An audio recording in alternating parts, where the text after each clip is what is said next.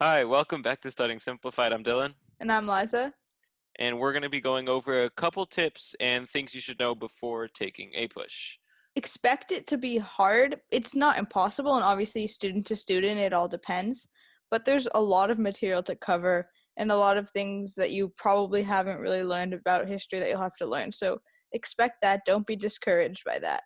With that, there's also a lot of writing and reading. The test is half of it is writing. You write 2 essays and a couple of short essays, but also just in class. And then you're going to probably have to read your textbook every week or every so often, and you're going to be given a lot of like historical documents. So some of the things you read are going to be in like written in 1700s English. So just like be prepared for that.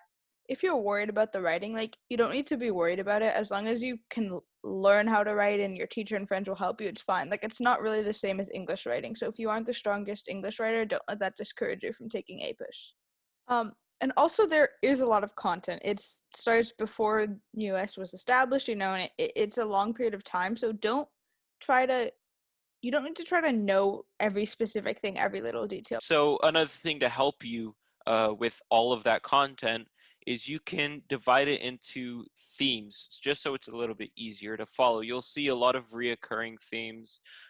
So, you can see you'll see once you learn the information.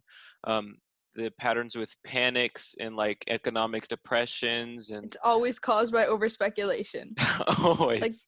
anytime. So there's things like that where you'll learn, and then you don't have to specifically focus on specifics, and you just understand, oh, anytime there's a panic, it was probably, that's an economic thing if some of you guys don't know, and it was probably caused by over speculation in the market. Things like that you'll pick up soon as you go through the course.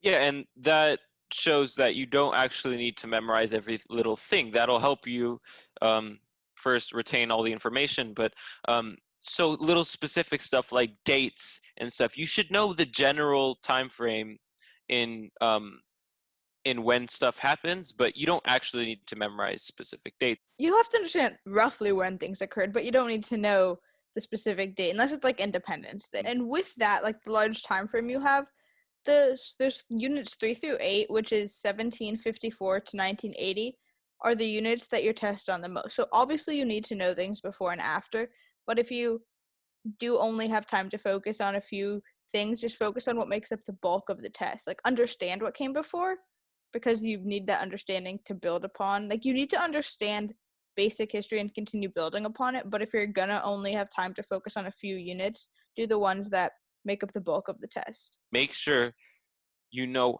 how the test works. So College Board obviously has posted rubrics and they've posted past tests. So take a look at it before you decide to actually take the course, or if you're already taking it, just take a look at it anyways, and you'll see how helpful it is because there are a lot of different sections, and you'll see how you're going to be applying the information that you're learning.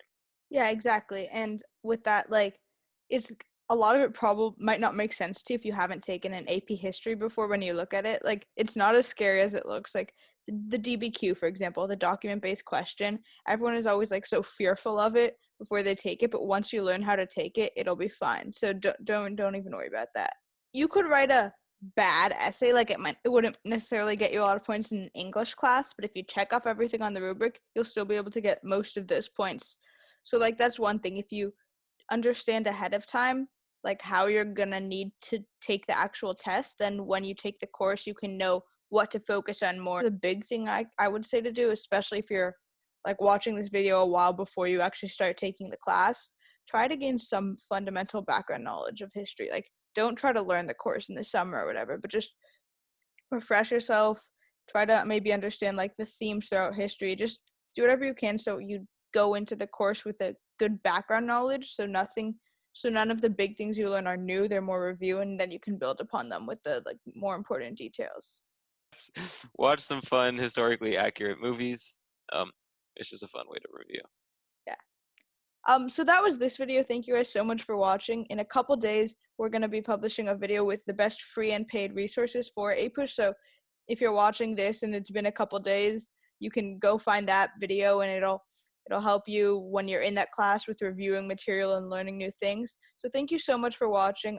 Leave a comment, like, and subscribe for more content, and we'll see you next time.